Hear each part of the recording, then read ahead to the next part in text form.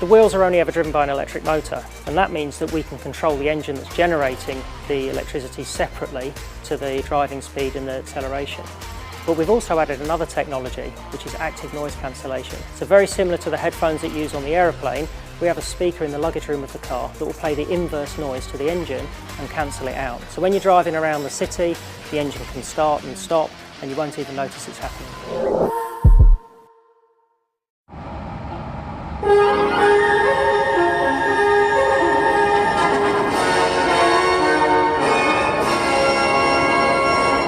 A redistricting proposal announced and more information needed for wind farm approval.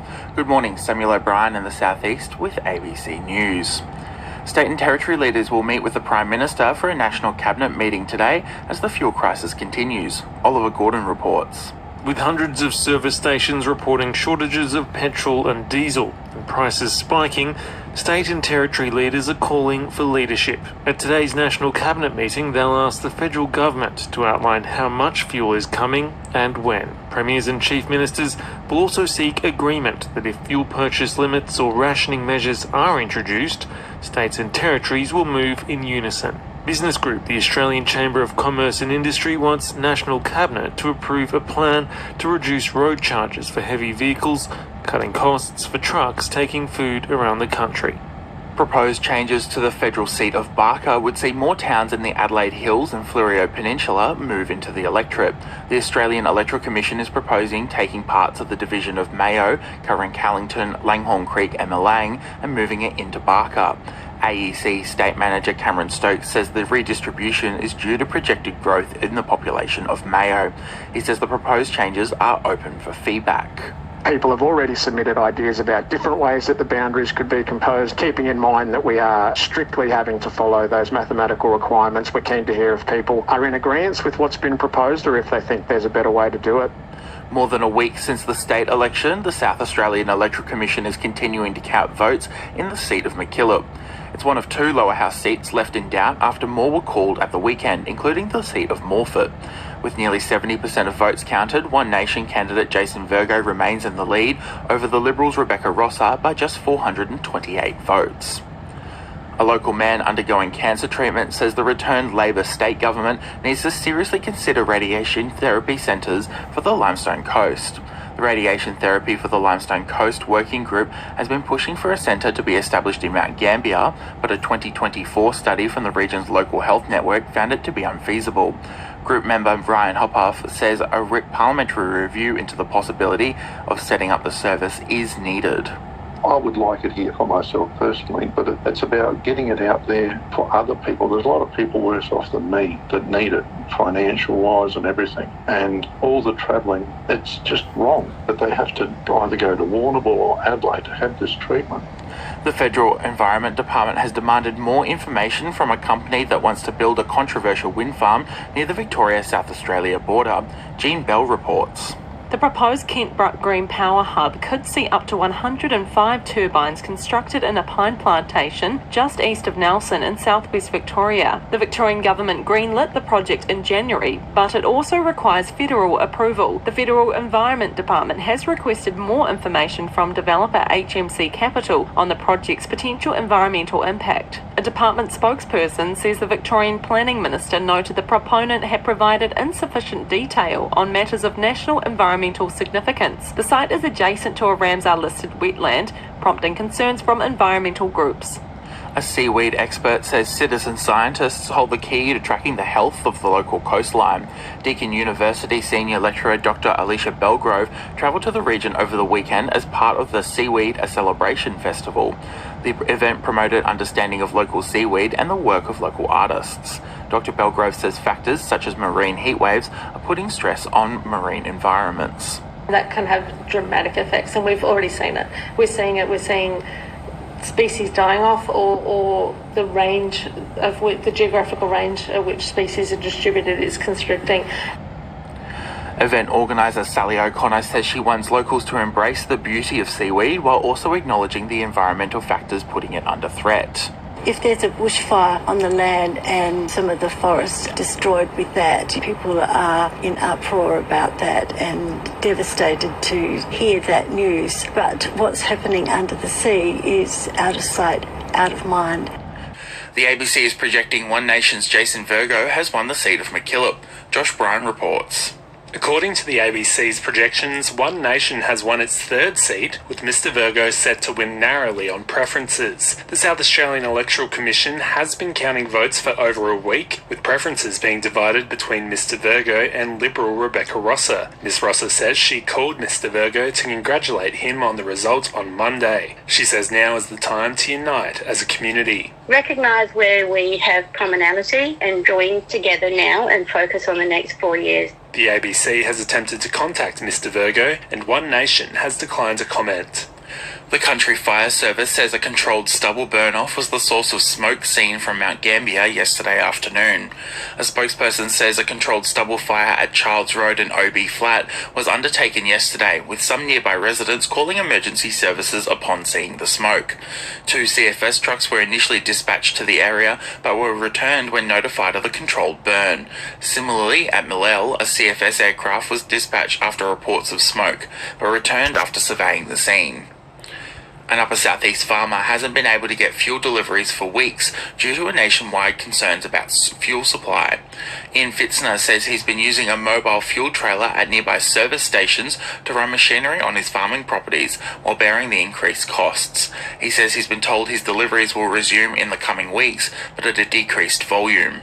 They had no idea when they were going to have more coming in, when it was going to land into the ports. And now we're sort of 2 or 3 weeks down the track since that's happened. They know where the ships are, they know what's coming in. So everything is, from what they were telling me, I reckon it's all going to start to settle down.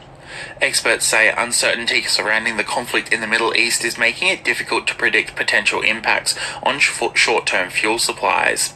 Adelaide University Associate Professor Diva Khan says the longer the disruption continues, the more it will impact Australia's food security.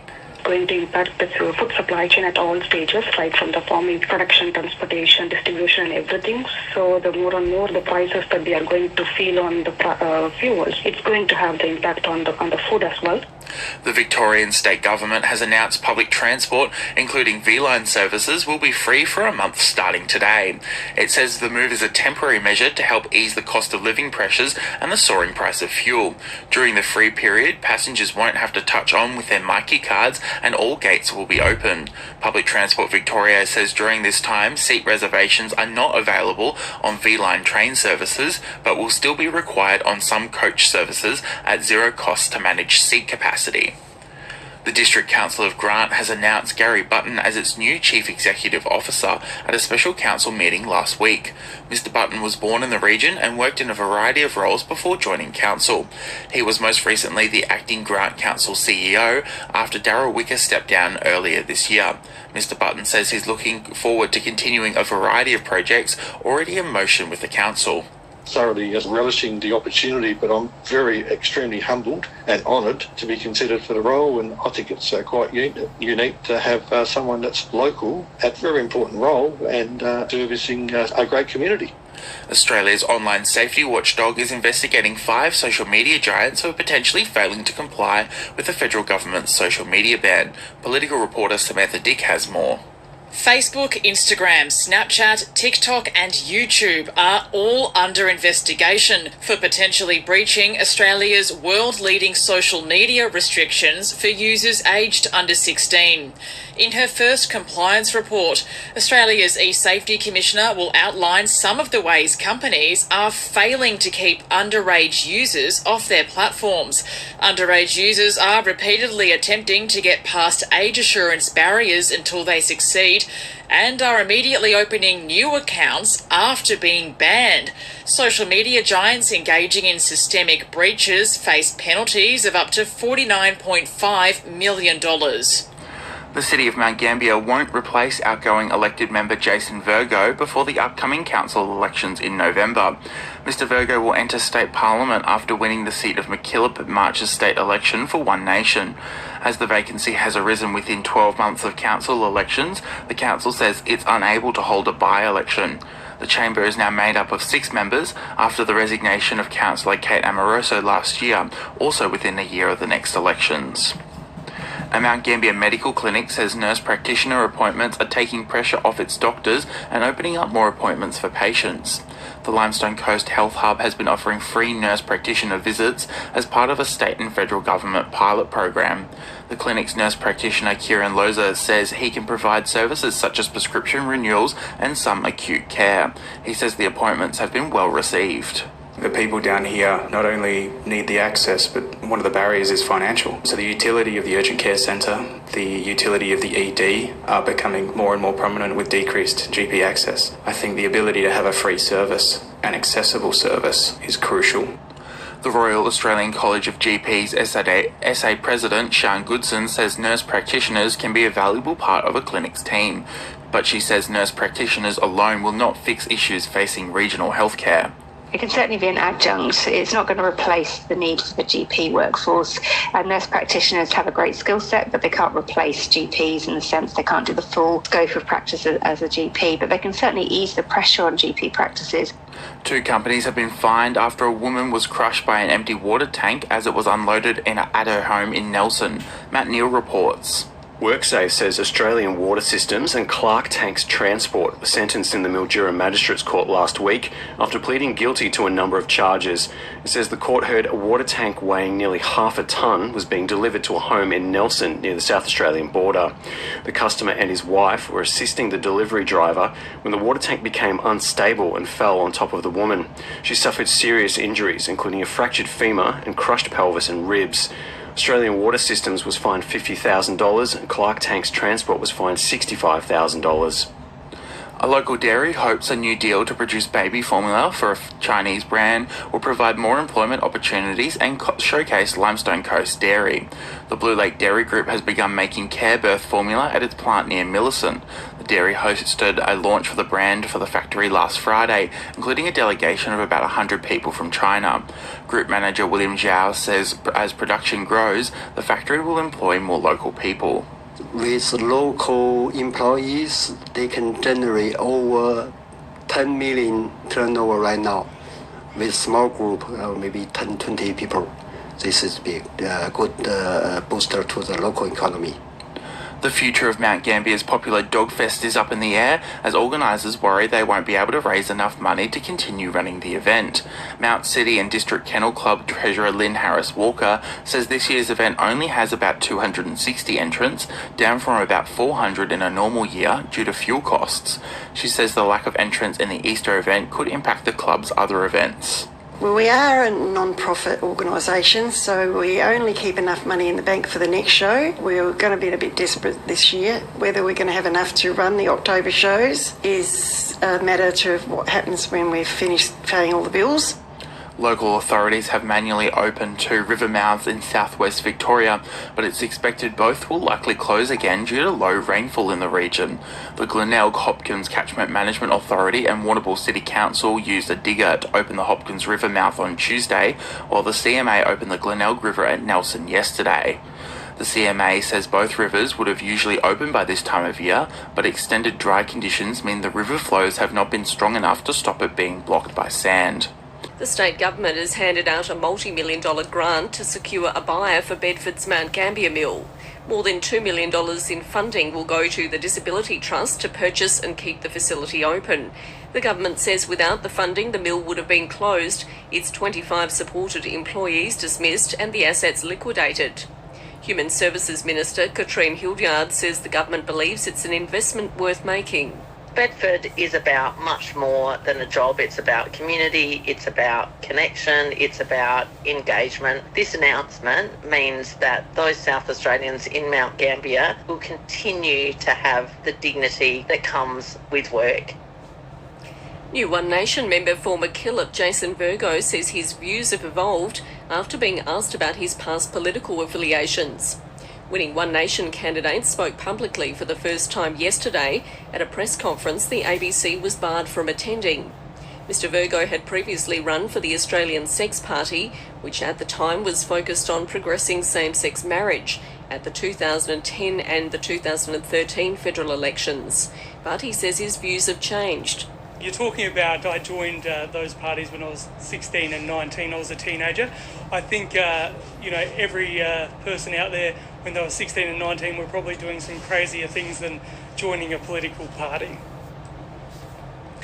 The South East Forestry Company says its long-term trial has found electric heavy vehicles aren't viable, even amid soaring diesel prices. Fennell Forestry trialled an electric truck for more than 2 years, using it to move logs from the forest to mills.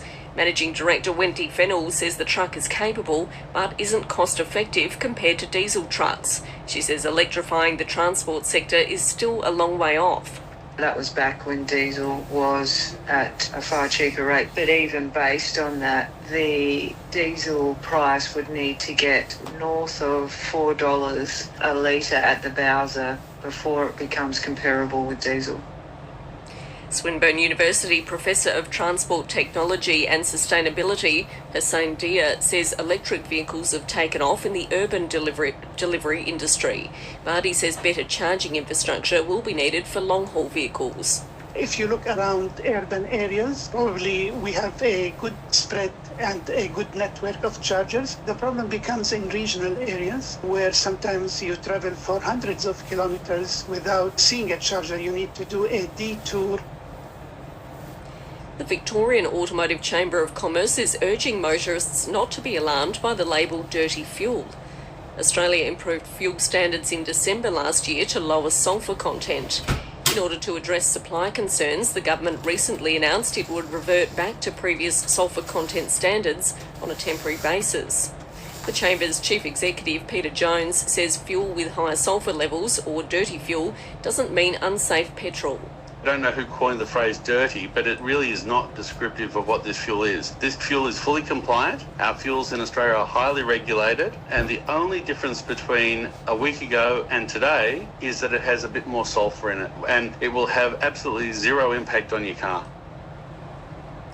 And a new study has found that people living in walkable regional towns are much more likely to meet their weekly exercise targets than other regional residents. The research from the Public Health Association of Australia found people in highly walkable cities and towns walked around 75 minutes more per week than those in places with low walkability. Senior author Verity Cleland says given adults are recommended to take part in 150 minutes of exercise per week, it's a significant difference.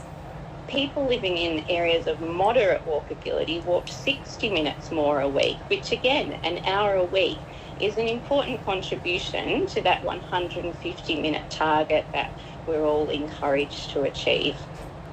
ABC News.